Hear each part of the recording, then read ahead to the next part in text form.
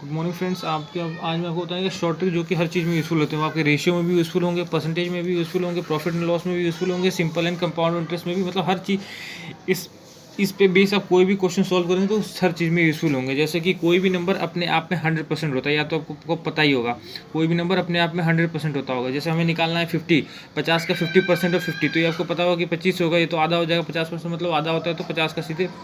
लेकिन अगर कोई भी नंबर होगा, ऐसे बड़ा नंबर होगा या फिर कोई भी नंबर होगा, उसको 15% निकालना होगा, 20%, 25, तो आप कैसे निकालेंगे क्वेश्चन देख के।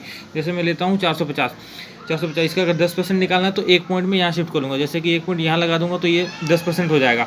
अगर मुझे 1% निकालना है तो इसका मैं एक पॉइंट और यहाँ शिफ्ट करूँगा तो ये 1% हो जाएगा।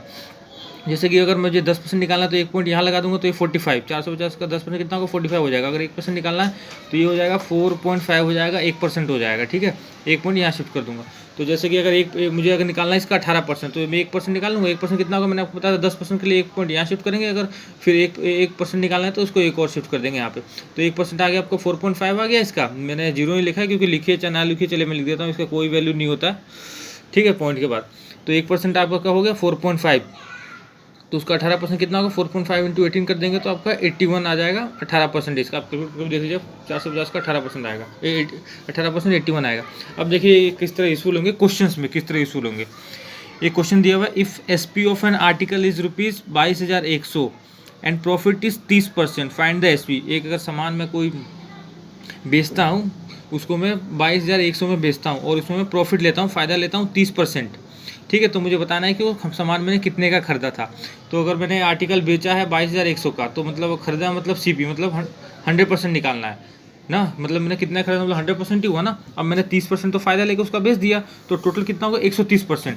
तो 130% कितना आ गया टोटल, 130% मेरे पास 22,100। इसमें मैंने 30% फायदा भी तो लिया था, इसलिए मैंने 130 लिखा हुआ है। 130% हो गया 22,100, तो 1% इसका कितना आ गया, 22,100 डिवाइड बाई 130 कर दूंगा तो इसका 1% आएगा। तो इसको 100% निकालना है मुझे, तो 100% इक्वल टू ये 1% इंटू 100 कर दूंगा। ठीक है, तो 100% आ गया आपका इतना 17,000 रुपये आपका सीपी आ जाएगा, क्योंकि मैं इतने में खरीदा था। ठीक है, तो ये शॉर्ट ट्रिक है, बस आप किस तरह इसको क्वेश्चन में यूज़ करके निकाल सकते हैं। अब ये देखिए दूसरा है, रेशियो का है। Pankaj and Sachin have rupees in ratio 5:8। ठीक है, पंकज के पास पैसे है, वो रेशियो में 5:8 में है। Pankaj have 450 rupees less than Sachin. Pankaj के पास जो 450 रुपये सचिन से कम है। तो इसमें लिखा है find how much rupees Sachin है, तो सचिन के पास कितना है आप ये बताइए। तो इन दोनों का रेशियो कितना है, पंकज और सचिन का रेशियो कितना है पैसा का, 5:8 है। देखिए 5:8 है, तो इसमें 450 रुपये कम है इससे, पंकज के पास इससे कम है ना, 450 रुपये सचिन से कम है। तो कितने कम है, 3 कम है ना रेशियो में। देखिए 5 और 8 है तो 3 ही कम हुए ना। तो 3 का वैल्यू आपको दिया हुआ है, तो 3 का वैल्यू 450 दिया हुआ है, एक का वैल्यू आपको निकल गया 150।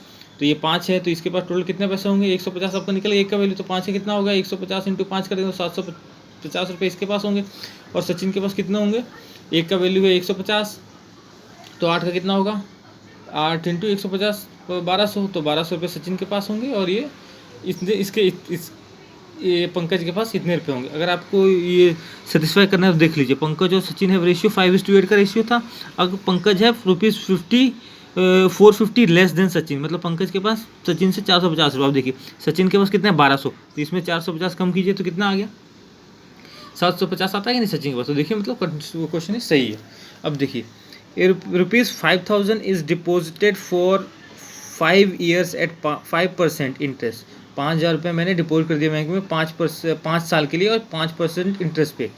Find the total money will be received from the bank after 5 साल। 5 साल बाद कितने रुपये मिलेंगे। अब देखो मैंने 5 साल पे के लिए इसको जमा किया 5,000 रुपये और 5% इंटरेस्ट पे। तो 5,000 का 5% इंटरेस्ट में जमा किया, तो 5,000 का 1% कितना होगा, 1% हो गया 50। मैंने बताया था कि ये 10% के लिए आपको एक यहाँ पॉइंट शिफ्ट करना और 1% के लिए, तो 1% आपका 50 हो गया। और ये 5% कितना होगा, 5%, 1% 50 है तो 5% कितना होगा, 50 इंटू 5 कीजिएगा तो 250 रुपये आ गए आपके 5% इंटरेस्ट। तो ये 1 साल का इंटरेस्ट है, क्योंकि ये सिंपल इंटरेस्ट है ना, 5% इंटरेस्ट है, ये सिंपल इंटरेस्ट है। इसमें लिखा नहीं है क्वेश्चन में कि ये सिंपल इंटरेस्ट में जमा हुआ है कि कंपाउंड इंटरेस्ट में जमा हुआ है, लेकिन ये सिंपल इंटरेस्ट पे है। ठीक है, तो सिंपल इंटरेस्ट में क्या होता है कि हर साल इंटरेस्ट उतना ही मिलता है, सेम होता है। ठीक है, और आपका कंपाउंड इसमें इंटरेस्ट के ऊपर इंटरेस्ट लगता है। तो देखिए ये 1 साल के लिए आपको 250 इंटरेस्ट मिल गया, तो इसके आपका 5 साल के लिए इंटरेस्ट कितना होगा, 1 साल में 250 मिलेगा, 5 साल में कितना इंटरेस्ट मिलेगा, 250 इंटू 5 1250 इंटरेस्ट हो गया। और जमा कितने किए थे, 5000 रुपये, तो टोटल कितना मिलेंगे 5000 प्लस 1250, तो कितना हो गया 6250 रुपये उसको लास्ट में रिसीव होंगे। मतलब ये मैंने बेसिक आपको समझाने के लिए किया है कि किस तरह आप ये मतलब शॉर्ट ट्रिक लगा के कर सकते हैं। मतलब 1% कितना हुआ, 2%, 10% रेशियो का, जैसे ये रेशियो क्वेश्चन तो इतना है, तो इतने का वैल्यू इतना है, तो कितने का क्या होगा, ये आप मतलब शॉर्ट ट्रिक है। Thank you guys.